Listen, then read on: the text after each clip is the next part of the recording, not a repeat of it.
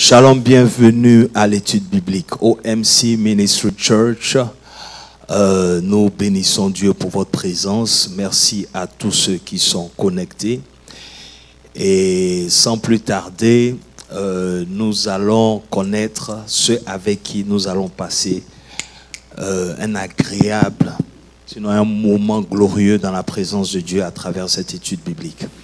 Donc, je vais laisser mes invités se présenter. À l'extrême droite. Shalom, shalom, peuple de Dieu. Pasteur Moses vous salue. Que Dieu vous bénisse. Shalom, peuple de Dieu, l'apôtre. Amen, amen, amen. Vous pouvez constater que le décor a changé. Amen. Le décor a changé et ça nous met déjà dans la joie. Ça nous met déjà dans la joie. C'est juste pour vous dire que nos activités ont repris, n'est-ce pas? Et nous allons vous donner plus d'informations. Voilà. Alors, pour parler études bibliques, je sais que le dimanche, nous avons eu un culte spécial de prière. Mais sinon, le dernier message que nous avons reçu, où l'apôtre a commencé une étude, c'est-à-dire Ministering to God. Donc, c'est par rapport à cette étude-là que nous sommes là aujourd'hui. Nous allons essayer, c'est un départ, nous allons essayer de décortiquer un peu cette étude. Mais sans plus tarder, nous allons prier et demander au pasteur Moses de nous introduire dans la prière. Seigneur, notre Dieu, notre Père, en Jésus-Christ, notre Seigneur et Sauveur, nous voulons te rendre grâce et honneur pour ce moment que tu permets.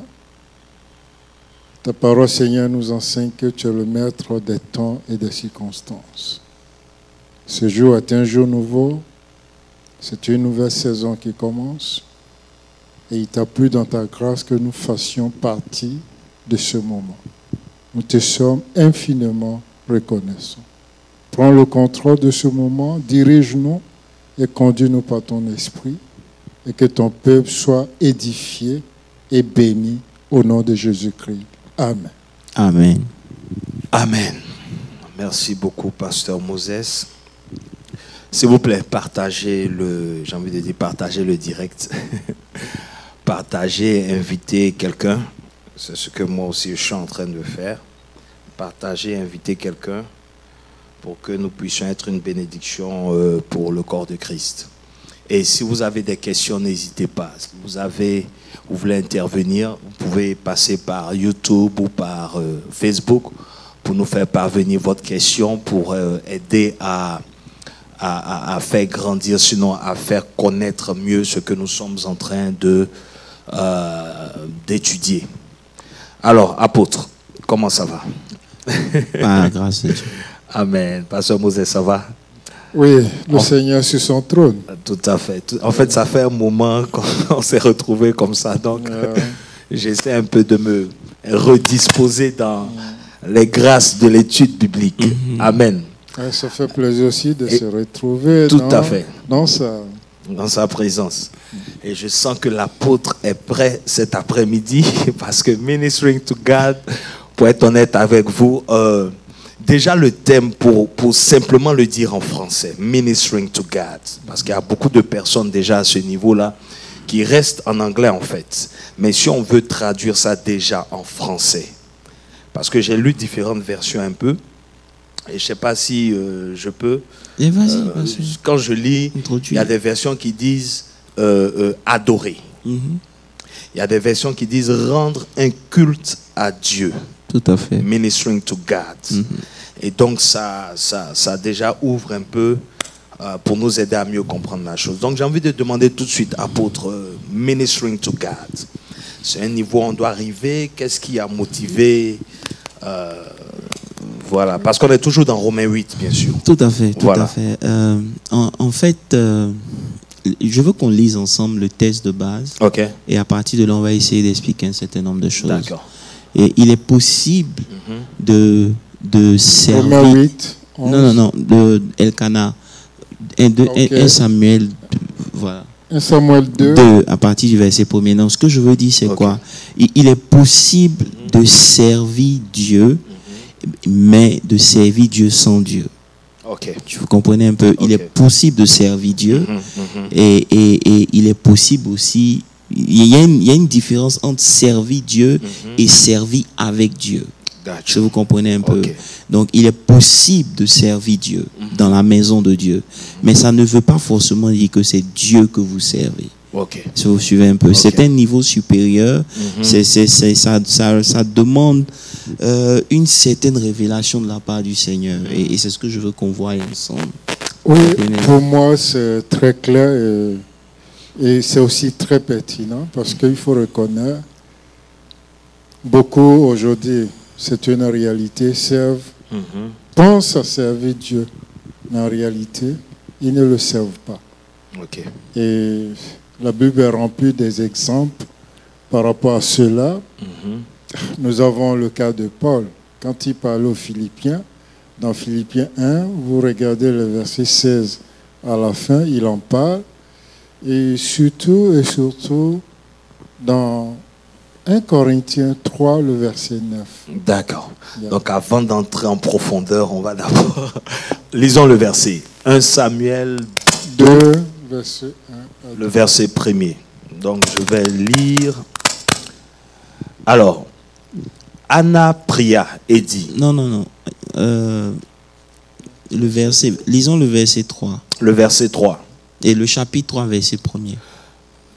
1 Samuel, chapitre 3, verset 1. Yeah.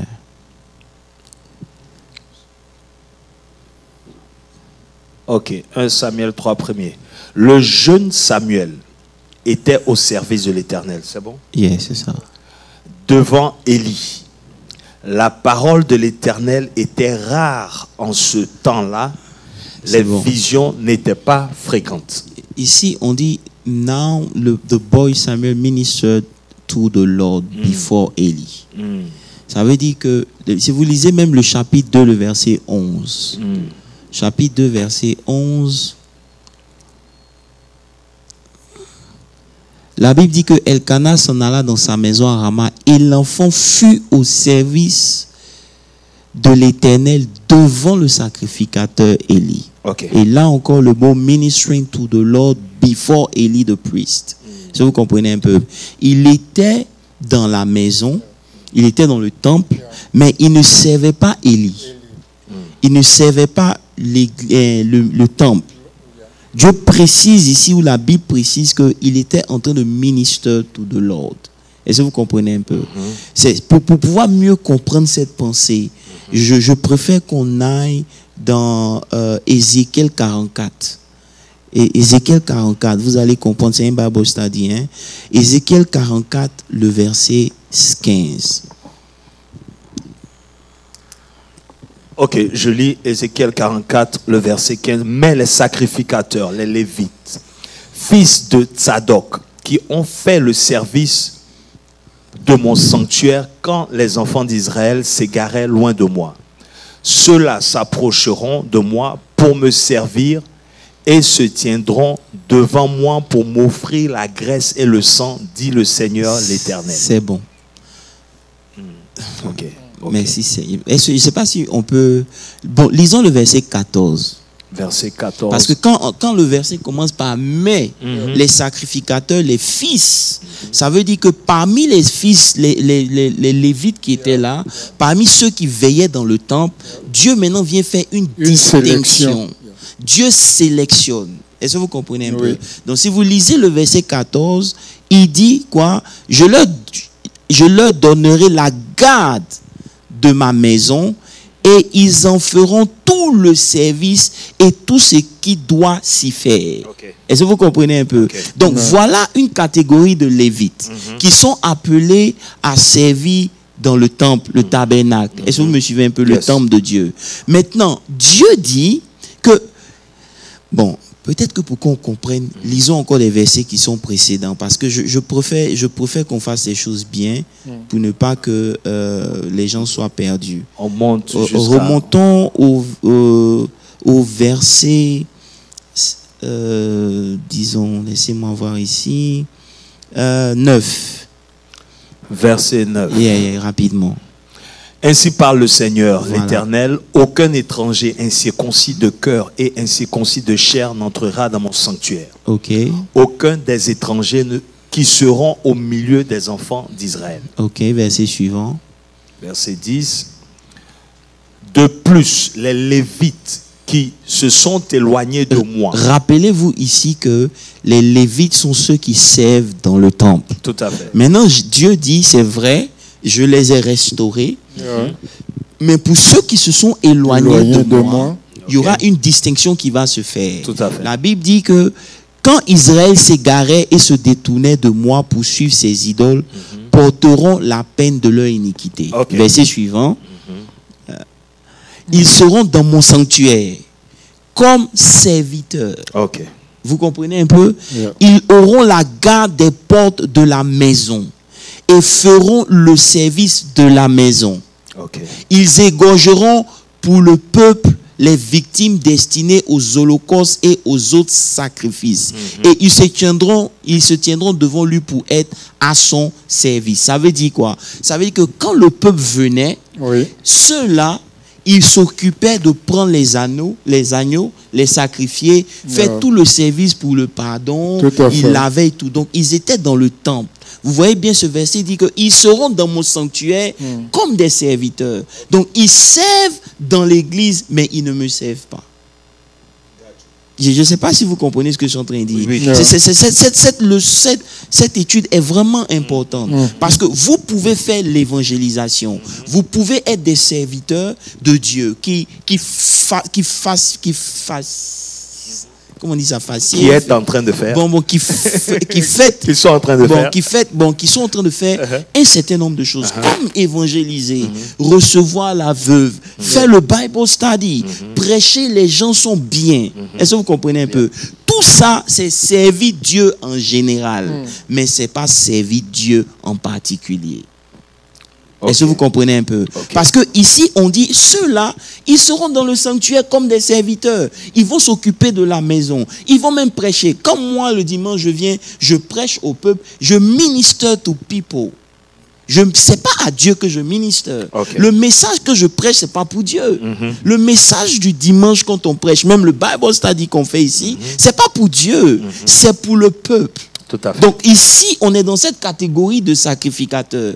Donc on sert Dieu dans la maison. Donc c'est pour ça qu'il faut faire très attention. Pendant que vous pensez être en train de servir Dieu, vous devez vous rassurer que vous n'êtes pas en train de servir juste la maison. Tout à fait.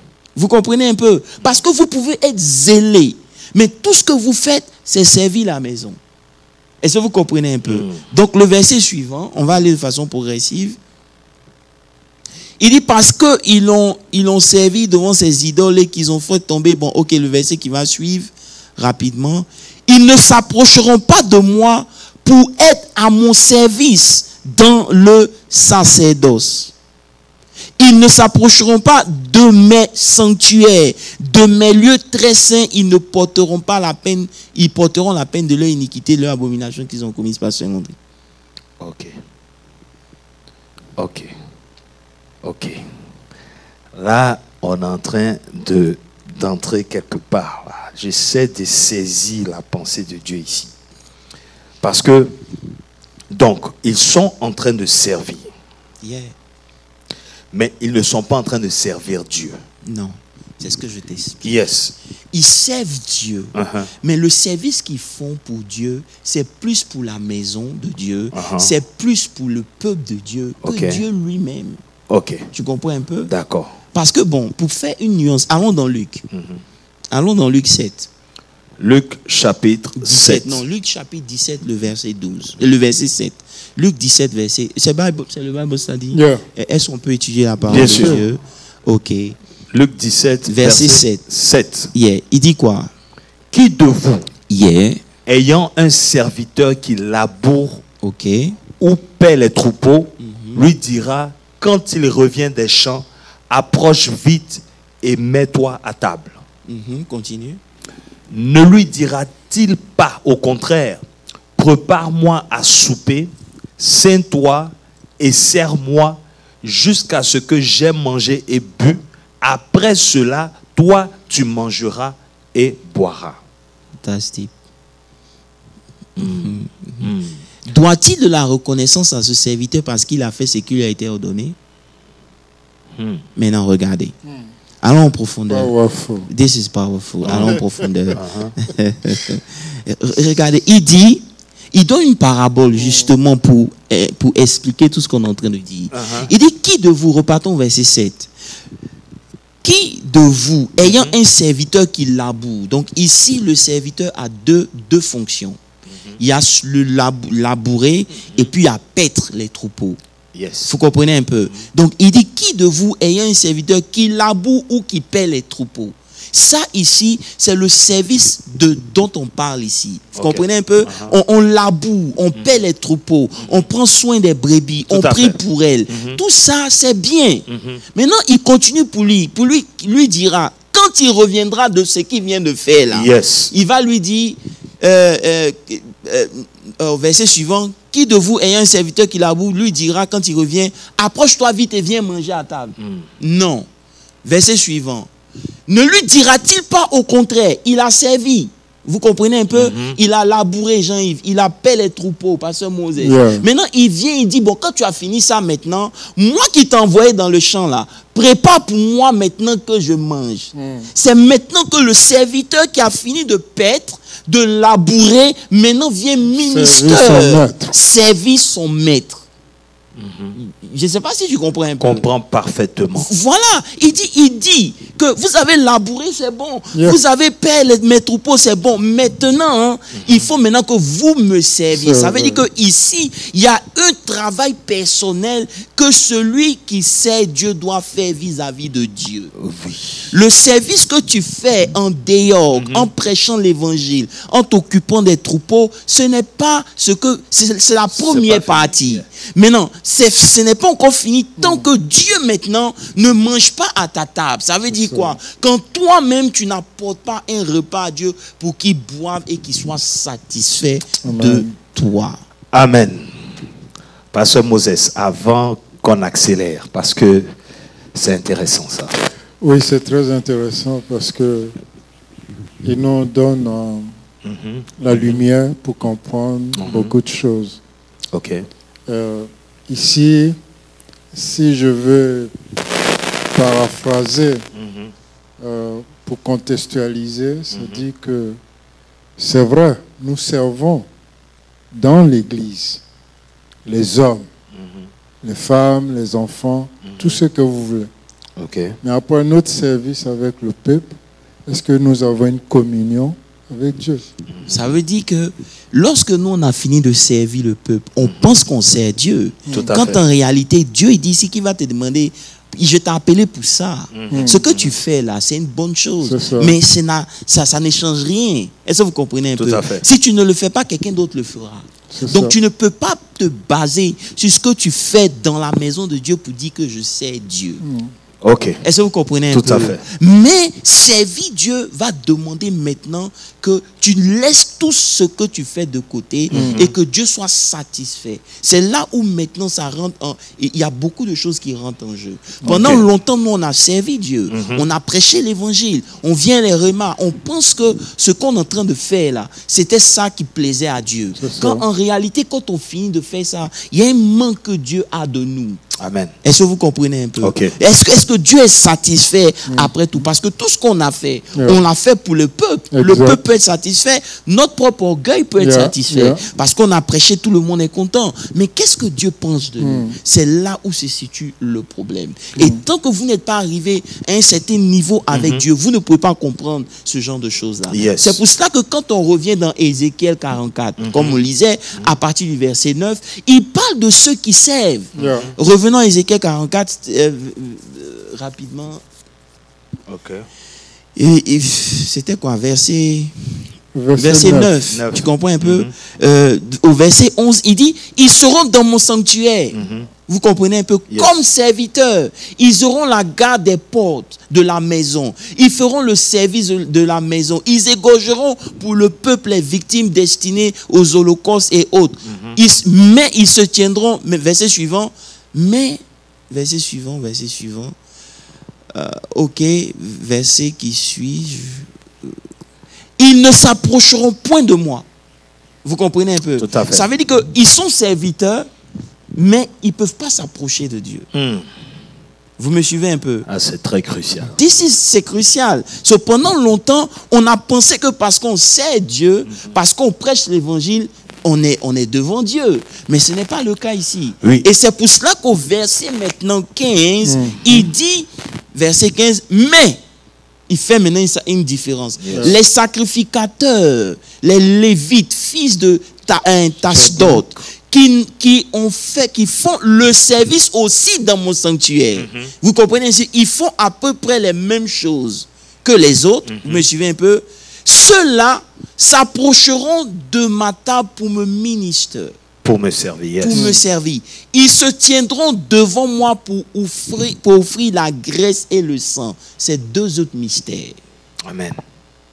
Amen. Vous Amen. comprenez? Amen. Yes. Donc, ce n'est pas tout le monde dans l'église qui fait les activités qui servent Dieu. Amen. Les activités que vous faites, c'est une partie. C'est important pour la maison de Dieu, mais ça ne vous qualifie pas pour vous présenter devant Dieu. Amen. Vous comprenez un peu? Donc ici, Dieu fait sortir une vérité claire. Vous fait comprendre qu'à tous ceux qui servent et qui pensent qu'ils sont indispensables, c'est une bonne chose. Yeah. Mais c'est juste la chair. Ce n'est pas Dieu que vous servez. C'est pour ça que la Bible dit que et Samuel servait Dieu. He ministered to God, not even to Eli, not even to the temple. He was ministering to God.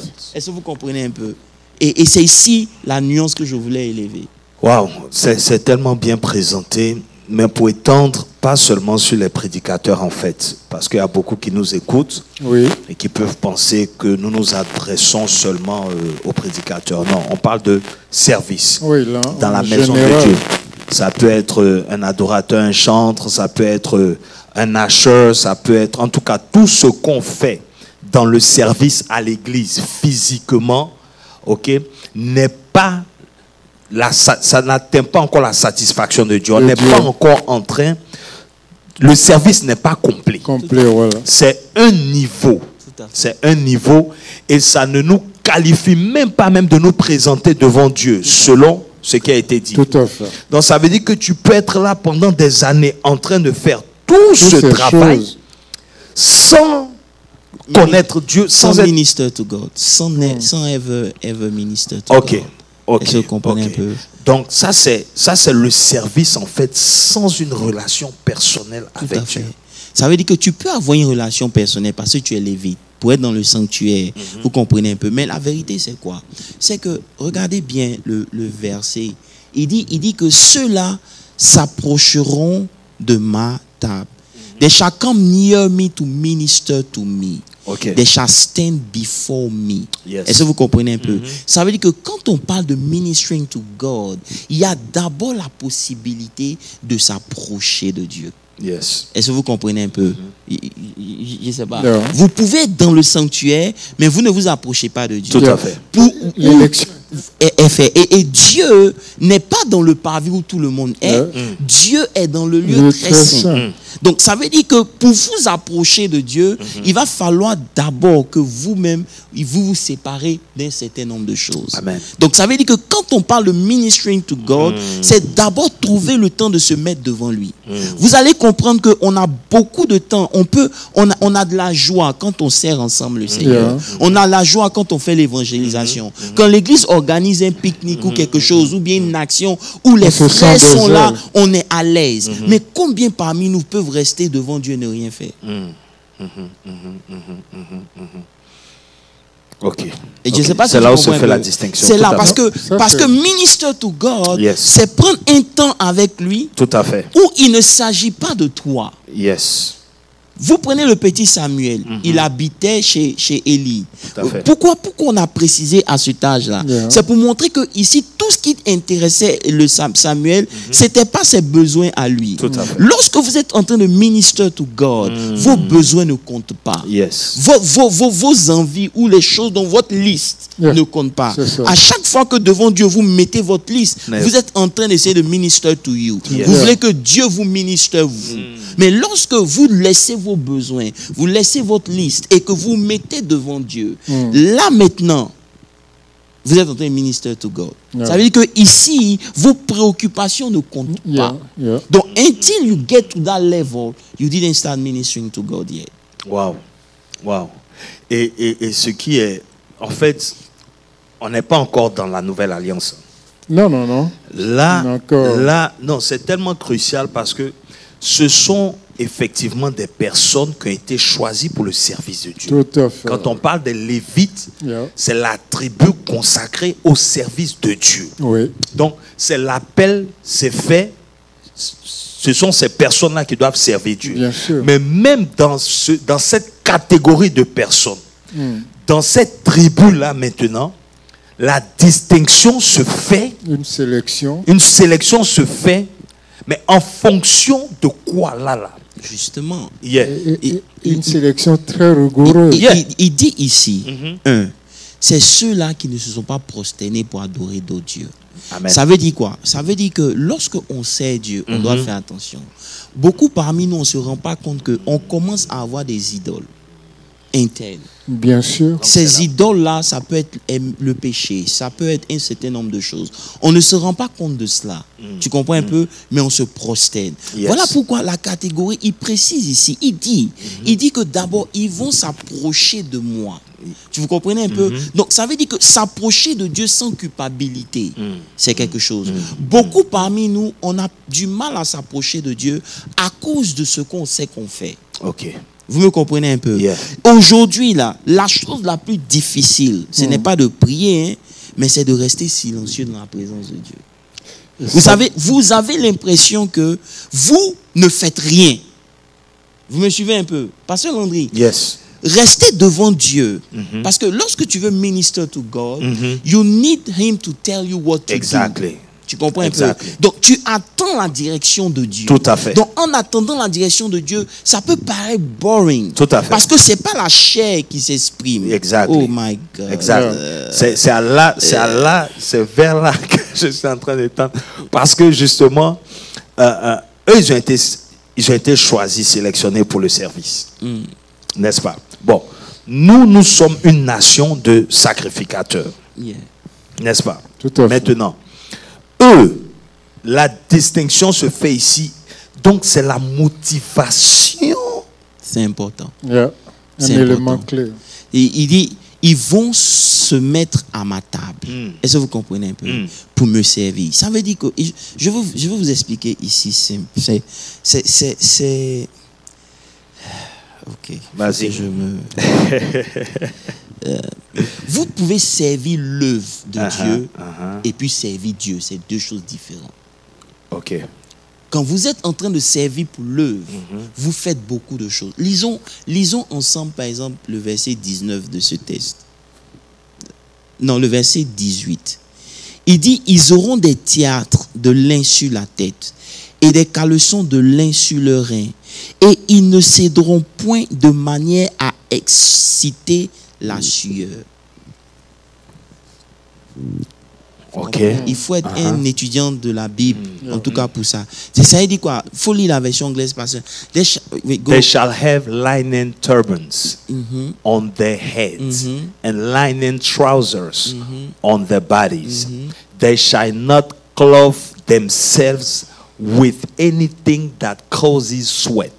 Pourquoi la Bible dit qu'ils vont se tenir devant moi et ils ne vont rien faire qui va provoquer la sueur? Ça veut dire là, ce n'est pas l'exercice physique. Justement. Yeah. Maintenant, la première fois où la sueur a été mentionnée dans la Bible, c'est où? Jardin La malédiction. d'Éden. Yeah. Ça veut dire que dans Genèse 3, verset 19, il dit, c'est à la sueur de ton front que tu mangeras. C'est-à-dire que la sueur est une condition de la malédiction qui est rattachée à la terre. Yes. Qui sont les efforts de l'homme pour produire quelque chose. Yeah. Mais là-bas, la sueur est interdite. Ça veut dire que tous ceux qui vont se mettre devant Dieu, ils n'ont pas le droit de manifester des choses. Enfin, Chanel. Là, c'est la dimension spirituelle. C'est tout. c'est la dimension spirituelle. Parce que la sueur, c'est l'effort physique. Justement, Ça veut dire que tout ce que vous faites dans la maison de Dieu qui suscite vos efforts physiques, vos stratégies, vos trucs d'évangélisation, tout ça, c'est bon. Mais ça, c'est pas minister to God. Parce que when you are ministering to God, you cannot sweat. Mais en fait, apôtre, donc là, c'est le minister to God là maintenant qui va rendre le service. C'est tout. Non. Justement, ça veut dire que before you can be effective. Voilà. Dehors, you need to minister to God first. So whatever he told you, nous on renverse. Ce qu'il te donne dans sa présence, c'est ça maintenant que tu vas manifester dehors. Mais nous ne comprenons pas la parole de Dieu. On a commencé à ministrer. On ne savait pas les choses qu'il y avait autour de ça. Et donc ça fait que beaucoup sont dans le service, mais ils ne sont pas approuvés. Pourquoi? Parce qu'ils n'ont pas le temps devant Dieu. Vous me suivez un peu? C'est en cela que la prière maintenant ne devient plus comme une nécessité, ça devient un must. Non, ce que tu dis est profond et c'est tellement vrai justement à travers la vie du prophète Samuel. Donc il a commencé d'abord par le ministry à Dieu.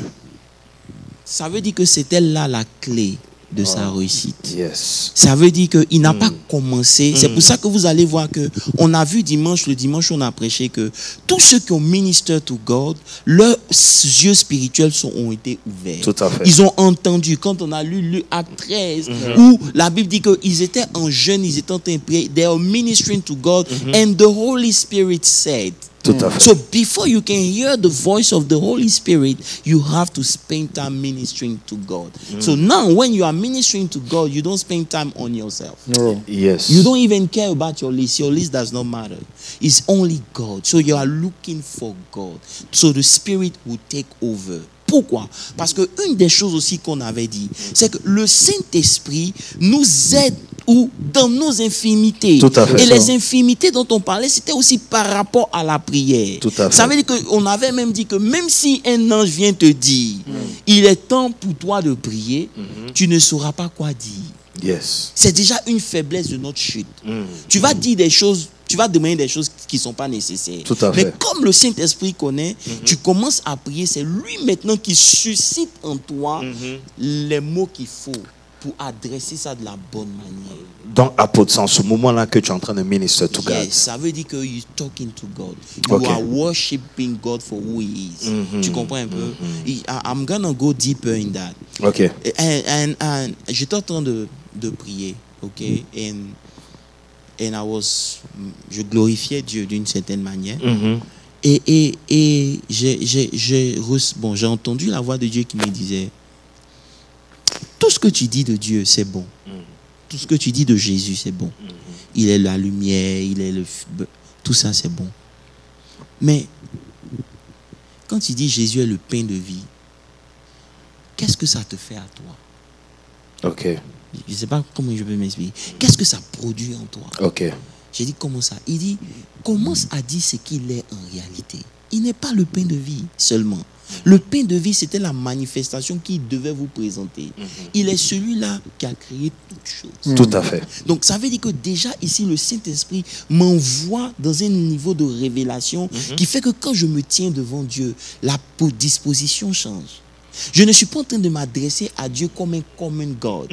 Je m'adresse à celui-là qui a créé le ciel et la terre. Lorsque vous lisez Colossiens 1, la Bible dit que Jésus est celui-là par qui et pour qui tout a été créé. Donc, quand je suis devant lui, je ne vais pas demander l'argent parce que c'est pour lui que ça a été créé. Donc, j'adore celui pour qui l'argent a été créé en fait. Je ne sais pas si vous me comprenez un peu. Donc, la dimension dans laquelle je rentre fait que je commence à adorer Dieu à un autre level. C'est là que je commence à minister to God. Hallelujah. Je donne à Dieu la place qu'il mérite dans ma vie de prière. Tant que vous n'êtes pas encore arrivé là, vous commencez à parler de vous. C'est vos besoins qui sont devant. Vos vies de prière n'est qu'une liste. Tout à fait. Bon, tout à fait. Enfin, je ne veux pas trop parler. Yeah. À moins que... Ou bien, non, parce que c'est, tu vois, apôtre, c'est une clé essentielle. Pourquoi? Parce que le temps, comme tu as dit, ça peut paraître boring. Parce que l'être humain, dans sa nature, dans son habitude, tu te lèves le matin, tu vas travailler. Il faut poser des actes physiques. Même pour montrer même que tu es en train de faire quelque chose, il faut que ça soit quelque chose que tout le monde voit. Si tu es simplement quelqu'un, un exemple simple, qui même intercède en cachette, ou qui prie, ou qui adore par rapport à l'œuvre et tout ça, le fait qu'on ne te voit pas, ça peut paraître comme un service moindre. Merci. À cela, je voulais juste donner ce témoignage. Ok. Il y a un grand serviteur de Dieu qui faisait beaucoup de miracles. Et un beau jour, il a été confronté à Dieu, qui lui pose la question: quelle est la source de la puissance que tu manifestes dans le culte ou dans ton ministère? Lui, il a pensé que c'était son jeûne et prière. Il a cité sa connaissance de la parole de Dieu. Et il a cité pas mal de choses qu'il fait. Le monde, la compassion des pauvres, les visites, etc., des malades. Et Dieu lui dit non. Mais parmi ton peuple, qui tu penses qui sert réellement ou qui te soutient, qui fait ta force? Il a cité tout le monde excepté une dame. Et cette dame-là venait à l'église avec le bâton. Elle gênait même certaines personnes à l'entrée du temple, du fait qu'elle met du temps pour rentrer. Donc les gens parfois sont obligés de l'éviter ou d'attendre, ou vraiment elle était devenue gênante. Et Dieu lui dit: mais et cette dame-là? Elle dit: non, celle-là c'est une emmerdeuse, elle fatigue tout le monde ici. Maintenant Dieu lui fait comprendre que c'est cette dame-là qui, dans le secret, prie pour lui. Amen. Et que son ministère prend l'envol. Amen. Comme tu l'as dit, les travailleurs de l'homme, les serviteurs de l'homme, j'ai envie d'ajouter, Josué était sous le front. C'est lui qui combattait les Scythes. Moïse avait les mains levées, c'est les mains de Moïse envoyées. Mais qui étaient ceux qui soutenaient ces mains-là pour qu'Israël remporte la victoire? C'était Hur et c'était Aaron. Donc la clé ici, c'est, comme on a dit, mettre sa personne de côté. Être effacé, Ça veut dire que lorsque vous servez Dieu et que votre personnalité, votre ministère est ce qui vous intéresse, vous n'êtes pas un ministère to God, vous êtes un ministère to people. Comme j'ai dit, ce n'est pas le nombre d'heures que vous faites dans le temple. Ce n'est pas l'organisation que vous mettez sur place. Tout ça, c'est bien, mais ce n'est pas encore ministère to God. Ça veut dire que beaucoup parmi nous, même moi y compris, on fait beaucoup de choses qui en réalité sont les choses qu'on fait pour minister to people, not even to God. Ça veut dire qu'il y en a là, Dieu même a soif, Dieu même les reconnaît même pas. Pourquoi? Parce qu'ils ne passent pas du temps devant Dieu. Ils n'ont pas le temps. Regarde, vous ne pouvez pas être dans la présence de Dieu. Il y en a, et puis ne pas toucher leur téléphone. C'est impossible. C'est-à-dire aujourd'hui là, pourquoi c'est important de ramener ça? La vérité c'est qu'aujourd'hui on essaie de comprendre comment des gens ont marché avec Dieu et touché une dimension de Dieu. Comment des gens ont réussi à avoir un parcours sans faute. Comment des gens ont marché dans une certaine dimension de la manifestation de Dieu. Et on s'est rendu compte que si vous voulez marcher avec Dieu, il y aura un prix à payer. Absolument. Le prix à payer, c'est quoi? C'est qu'il faut comprendre maintenant que c'est Dieu seul que vous servez. Amen. Donc vous devez commencer à minister to God. C'est pour ça qu'il dit que ceux qui attendent dans sa présence, ils renouvellent leur force. Amen. Vous comprenez? Amen. Donc, Amen. pendant que les autres sont en train d'avancer, toi, tu attends une grâce. Et souvent, lorsque tu attends une grâce, c'est ennuyant. Tout à fait. C'est boring. Et c'est ça qui fait que beaucoup de gens aujourd'hui ne prient pas. Si on veut évaluer la vie de prière de tout un chacun, on va se rendre compte que comme moi, à un certain moment, on ne priait pas. La prière n'était pas ce qui nous motivait parce qu'on se disait qu'on pouvait faire les choses d'une certaine manière. Tout à fait. Mais on ne comprenait pas que c'était le contraire qu'on faisait. Amen. Jusqu'à ce qu'on comprenne que le vrai ministère, c'est pas quand je me mets sur ma chair. C'est pas quand je ministre aux gens ou bien you give prophecies to people. Non. Le vrai ministère, comme on a vu dans Luc 17 à partir du verset 7, quand tu as fini de labourer, Yes. quand tu as fini de paître, Tout ça. maintenant prépare pour ton maître, qu'il soit Alléluia. satisfait, qu'il mange et que maintenant toi tu viennes manger. Alléluia. C'est ce que le verset dit. Et même le verset 10 est très poignant. Il dit, lorsque tu as fini de faire toutes ces choses, estime-toi comme un serviteur inutile. C'est tu n'as rien fait. Non, attendez. Il dit, vous de même, quand vous avez fait tout ce qui vous a été ordonné, c'est pour ça que lorsque dans la maison de Dieu, quelqu'un se croit par exemple indispensable, il ne comprend pas. Tu n'avais pas encore commencé à servir Dieu. Absolument. Est-ce que vous comprenez un peu? Aujourd'hui, Il dit, il suscitera des cailloux. il dit, nous sommes des serviteurs inutiles. Nous avons fait ce que nous devions faire. Non, mais apôtre, là, c'est pour ça que des fois, certaines personnes disent que si c'était les serviteurs que Dieu voulait, il a les anges. Yeah. Tout à fait. Il a Et des qui le anges. sommes nuit et jour. Justement. Donc, c'est cette distinction, en fait. Donc, c'est cette intimité, La cet communion. échange-là avec l'être humain que Dieu recherche, en fait. Ça veut dire que tu fais de Dieu le centre de ta vie. C'est pour ça que, honnêtement parlant, ministering to God is not easy. Non. Because tu dois surrender to God.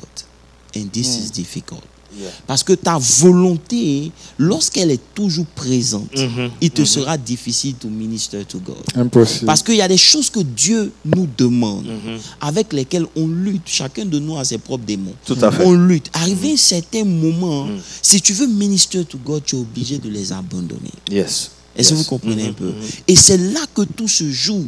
C'est ici le sacrifice ultime commence à être payé. Est-ce que vous comprenez un peu? C'est là maintenant que l'amour que tu as pour Dieu commence à réagir. C'est pas dans le public. Yeah. Ce n'est pas les choses que tu ne fais pas, mais c'est les choses que tu fais que personne ne voit. Yeah. Je ne sais pas si vous comprenez ce que ça make sense. Ça make sense. Voilà. Ça make sense. Mais maintenant, pour avancer, parce que quand j'ai écouté le message, j'ai aimé où tu as parlé de Jésus et Nicodème. Où tu as dit que si tu ne nais de nouveau, tu ne peux voir le royaume. Tu vois? Donc, l'habilité de voir le royaume là est parce que tu es né de nouveau. C'est-à-dire que en fait, tu as changé. J'ai envie de dire que tu n'es plus dans tes sens humains, mais tu es maintenant à la merci. En fait, À l'image du bébé qui était dans le ventre de sa mère. Aussi longtemps qu'il demeure là, il a les 5 sens, mais qui ne lui servent à rien. ok. Mais lorsqu'il naît, maintenant, ces sens-là vont se développer et il pourra maintenant voir, il pourra maintenant sentir, il pourra maintenant toucher. Non, en fait, là, ce qui m'a touché, c'est que, parce qu'il y a des personnes donc, qui sont nées de nouveau sans être chrétiens. Faudra. C'est ça là, je veux. Non. Ils ont accès au monde spirituel. Justement. Mais le fait qu'ils aient accès au monde spirituel, c'est un côté du monde spirituel. Parce qu'ils ont la sensibilité. Yeah. C'est ce qu'on recherche à travers ça. Ils ont la sensibilité, ils ont certaines aptitudes. Vous comprenez un peu? Parce que comme on a dit, avant que tu ne sois formé dans le sein de ta mère, je te connaissais, je t'avais consacré comme ton prophète. Tout à Donc fait. c'est pas quand tu es né que tu deviens prophète, tu es prophète avant de naître. Donc ce que tu es, tu viens sur la terre avec. Et donc, parce que tu dois l'être, il y a certaines aptitudes que tu auras. Maintenant, quand tu nais de nouveau, Ah. le Saint-Esprit maintenant est celui-là qui te conduit. Parce que comment tu arrives dans le monde spirituel va déterminer comment tu vas y en sortir. Beaucoup sont partis dans le monde spirituel au moyen des invocations d'esprit. Ils sont devenus fous. Beaucoup sont partis dans le monde spirituel au moyen d'un certain nombre de véhicules. Ils ont perdu la vie. Pourquoi? Le monde spirituel, il est vaste. Tout Vous à comprenez fait. un peu? Parce que Dieu est le Père des esprits. Yes. Bon comme mauvais, il est le Père des esprits. Yeah. Donc, quand vous avez accès au monde spirituel, au moyen d'un autre moyen, vous allez payer les conséquences. Donc, celui qui naît en Christ, automatiquement, le royaume des cieux doit s'ouvrir. Yes. Mais le but ici, c'était quoi? Parce que tu es né, tu dois grandir. Yeah. Et ce qui permet de grandir pour que tes yeux puissent distinguer. Minister to Parce que minister to God. Quand Jésus a guéri ce gars qui ne voyait pas, il lui a dit, qu'est-ce que tu vois? Il dit, non, je vois les hommes qui ont la forme des arbres. Yeah. Jésus est revenu encore, il a touché une deuxième fois. Ça veut dire que tu grandis au fur et à mesure, la C'est ça. touche de Dieu grandit sur ta vie. Tu vas voir un peu, tu vas prophétiser en partie. Tu vas comprendre un peu, tu vas comprendre un peu plus. Yeah. Aujourd'hui, nous, on comprend un peu plus. Pourquoi? À cause du parcours. Tout à fait. À cause de ce qu'on a rencontré sur notre chemin. À cause des réalités avec le Saint-Esprit. Tout à fait. Vous me comprenez un peu? Donc, tant qu'on n'apprend pas à minister to God, on ne pourra pas atteindre une certaine dimension. Yeah. Est-ce que vous me comprenez un peu? Tant qu'on ne ministre pas to God, on ne pourra pas atteindre une certaine dimension avec Dieu. Et c'est ça qui manque, qui fait qu'on est des serviteurs, mais à fait. on n'a pas accès Au Saint des Saints. au Saint des Saints. Et comme on n'a pas accès, on ne peut pas entendre Yes. la voix de Dieu. Justement. Parce qu'on est busy travaillant dans les choses de Dieu, croyant que c'est Dieu qu'on sert, mais c'est le temple qu'on sert. Yeah. Donc vous pouvez servir le temple toute votre vie sans servir Dieu. Attention. Attention. Attention. Donc, de façon pratique, apôtre, quels sont des éléments que tu peux donner to be able to minister to God? La première des choses, il faut comprendre que ça sera une vie de sacrifice. Ok. Sacrifice dans quel sens? C'est un sacrifice de temps. Tu ne peux pas minister to God et puis rush out of it. Tu comprends un peu? C'est Dieu qui est satisfait. So, you have to spend time with him.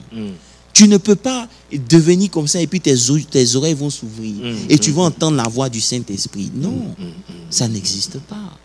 Déjà avec les journées busy. Voilà, et tout ça. déjà même à l'église, quand on vient, on n'est pas préparé. Tout à fait. Vous comprenez un peu? Quelqu'un qui a rencontré Dieu ne peut pas arrêter de servir Dieu, par exemple, parce qu'il a perdu quelqu'un. Ça ne make pas sens. Tout à fait. Quelqu'un qui a perdu son boulot ou qui a un fight avec son mari ou sa femme, qui décide de ne plus prier, c'est déjà une erreur. Ça prouve que déjà, c'était le service que tu faisais. Ce n'était pas Dieu que tu servais. Parce que lorsque tu sers Dieu, tu comprends que peu importe ce qui se passe dans ta vie personnelle, tant que Jésus n'est pas satisfait, tu n'as pas encore commencé. Donc, tu ne peux pas te permettre d'arrêter. Donc, peu importe la raison que tu mets sur la table, Yes. tu vois, ça ne compte pas. Donc, le sacrifice s'impose à toi. Il va falloir maintenant te lever. J'étais à Austin, je leur expliquais qu'il y a un pasteur qui nous racontait quelque chose de très important. Il disait, par exemple, qu'il était appelé à prendre la relève dans l'adoration du fétiche de famille, jusqu'à ce qu'il rencontre le Seigneur. Maintenant, il disait que lorsqu'il rencontrait, son père était en train de le former. Son père lui a dit quelque chose.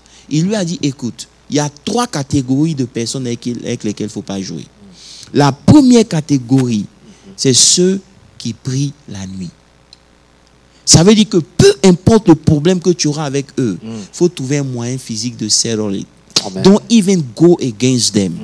Tu ne peux pas. Ceux qui prient la nuit, tu ne peux pas. Il ne faut même pas t'amuser avec eux. La deuxième catégorie, c'est ceux qui prient de longues heures. Ça veut dire que prier de longues heures est important. Très important. Spend time with God, long hours, c'est important.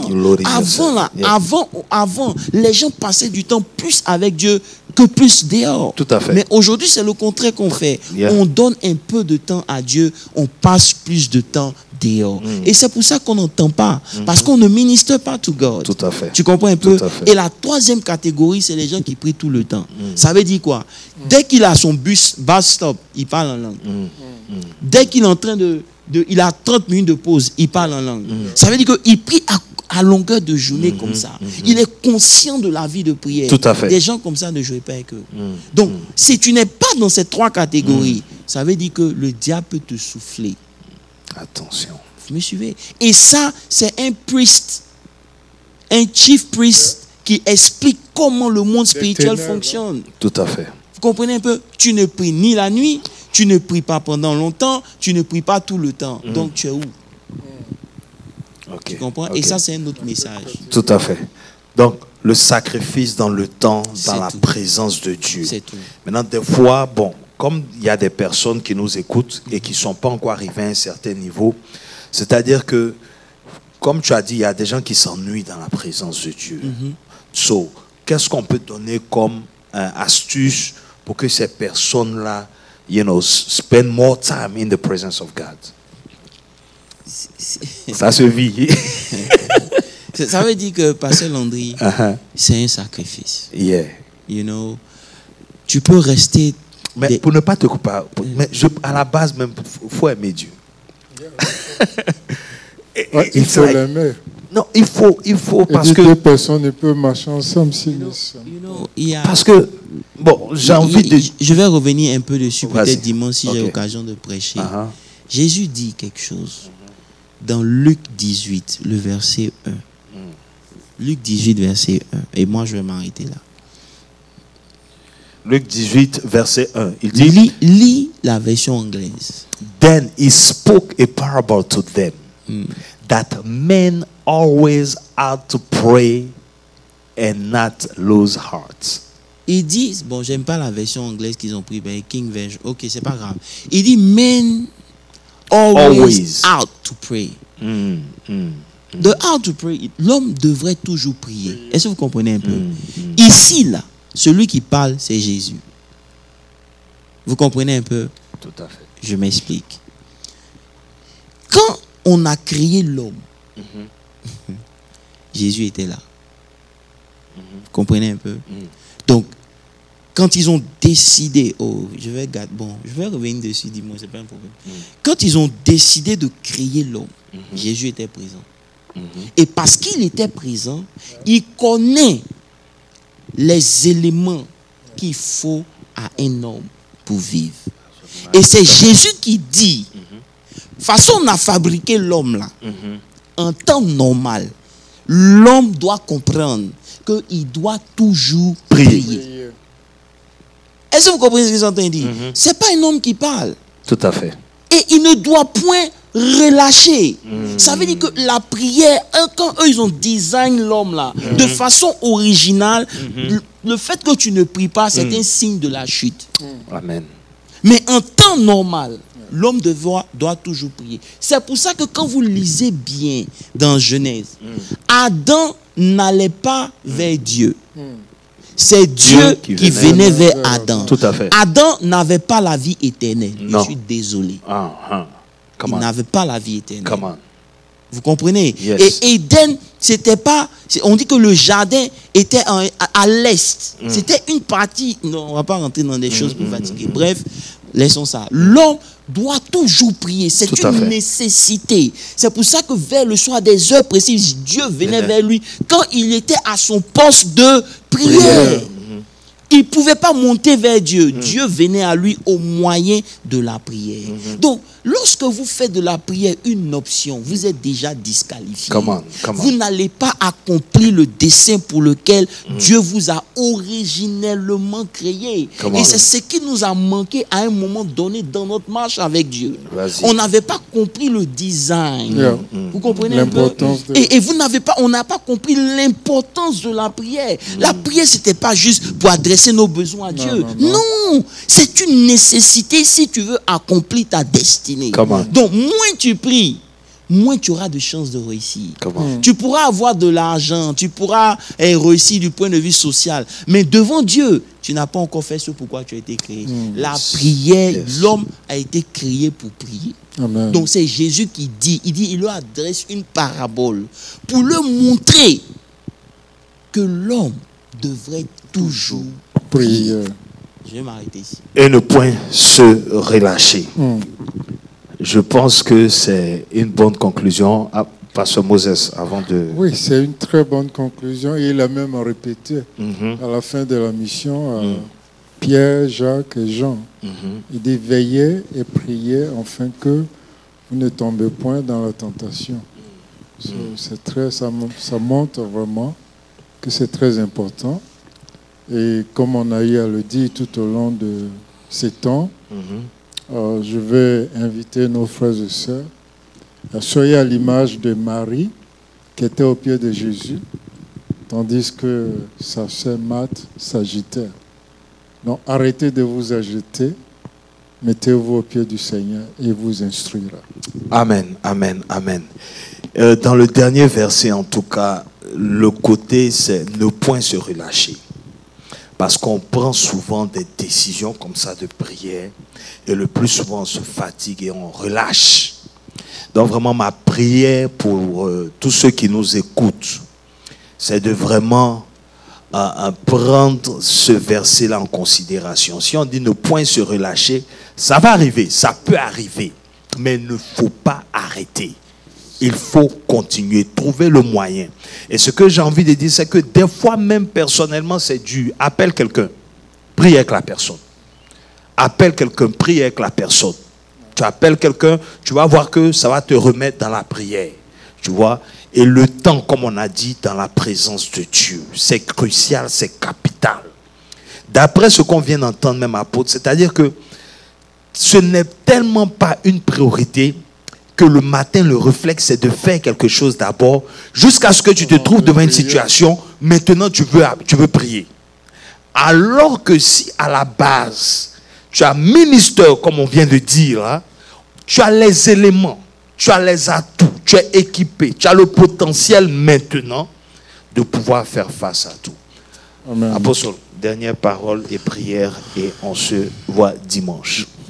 Que Dieu nous aide. Amen. Le parcours n'est pas facile.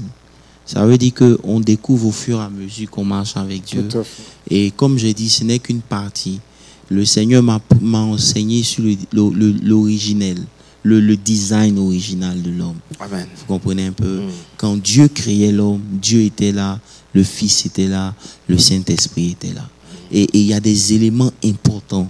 J'ai essayé de toucher ça le dimanche quand j'ai prêché, mais je ne suis pas allé en profondeur. Okay. Mais il y a des éléments importants.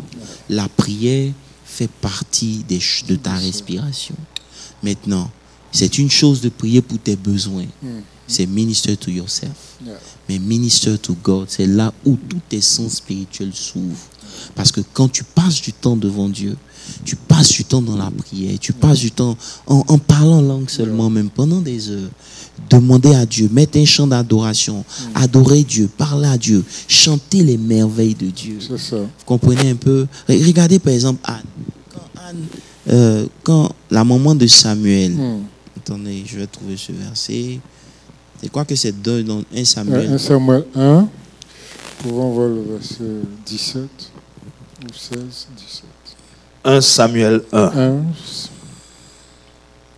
Pour finir, en tout cas, merci à tous ceux qui sont connectés. Allez au verset 16 pour voir. Ok. Venez un peu en arrière, 15.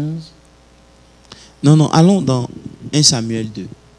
1 Samuel 2, le verset 2. Regardez par exemple. Ça, c'est une clé pour quelqu'un qui veut commencer à minister to God. Vous comprenez un peu? Ça veut dire que quand elle s'est présentée devant Dieu, elle dit nul n'est saint comme l'Éternel. Yes. Vous comprenez? Ici, il n'y a rien de l'homme. Vous me suivez un peu?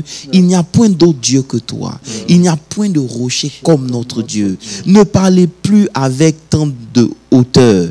Que l'arrogance ne soit plus dans votre bouche. Amen. Car l'Éternel est un Dieu qui sait tout. Et par lui sont pesées toutes les actions. Yes. L'arc des puissants est brisé et les faibles ont la force pour ceinture. Ceux qui étaient rassasiés se louent pour du pain et ceux qui étaient affamés se reposent. Même la stérile enfante 7 fois. Yes. Et vous savez, c'est des versets comme ça que vous prenez pour monter pour minister to God. Amen. Parce que les versets sont esprit et vie. Yeah. Donc vous prenez ce genre de verset-là, ça c'est une de mes clés pour monter vers Dieu. Vous comprenez un peu? Et l'Éternel fait mourir et il fait vivre. Il fait descendre du séjour des morts et il en fait remonter. L'Éternel appauvrit et il enrichit. Il abaisse et il élève. De la poussière, il retire le pauvre. Du fumier, il ramène l'indigent pour le faire asseoir avec les grands. Et il leur donne en partage un trône de gloire. Car à l'Éternel sont les colombes de la terre. Et c'est sur elles qu'il a posé le monde. Il gardera les pas de ses bien-aimés. Mais les méchants seront anéantis. Tu dois apprendre à minister to God comme ça. Quand les Juifs prennent les psaumes, ils chantent les psaumes à longueur de journée. Comprenez un peu? Si tu n'as pas de mots pour dire, ouvre ta Bible. Tout à fait. Si tu ne veux pas dormir, lis. Et commence à chanter ces versets-là, commence à parler à Dieu. Ça ne fera que t'aider. Arrivé à un certain moment, c'est tes propres morceaux, c'est tes propres versets qui vont sortir. Donc, minister to God, c'est un peu ça. C'est faire de Dieu le centre. De déconnecter de toi-même et parler à Dieu. Et Dieu, maintenant, lui, fera le reste. Donc, je vous encourage. Ce n'est pas facile. Ça demande un sacrifice. Ça demande un sacrifice. Est-ce que vous me suivez un peu? Voilà, donc que Dieu vous bénisse, que sa grâce surabonde sur vos vies. Amen. Et que le Seigneur nous fasse grâce. Juste rappeler pour dimanche aussi, Ok, vas-y. les serviteurs et tous ceux qui veulent déjà commencer à participer au culte. Non, le culte est ouvert à tout le monde. Tout à fait. Voilà, et je crois que le mercredi aussi, on va garder cette forme-là. Tout à fait. Mais on va ouvrir au public pour ceux qui veulent venir, pour assister, pour poser leurs questions directement. On pourra aussi répondre. Donc le Bible Study aussi est ouvert. Mais c'est le même format. Tout à fait. Et puis, pour ceux qui veulent intervenir, pourront intervenir directement et puis apprendre un peu plus, quoi. Voilà. Donc, que Dieu vous bénisse. Que Dieu vous le bénisse. culte est ouvert Voilà. pour tout le monde. Dimanche, il y a eu le culte des serviteurs. Bon, ceux qui sont encore avec nous, on les attend. Vous comprenez, on va faire ce qu'il y a lieu de faire et puis on continue, quoi. Voilà. Voilà. Donc, bonne soirée. Que Dieu vous bénisse et à dimanche. Merci. Bye bye.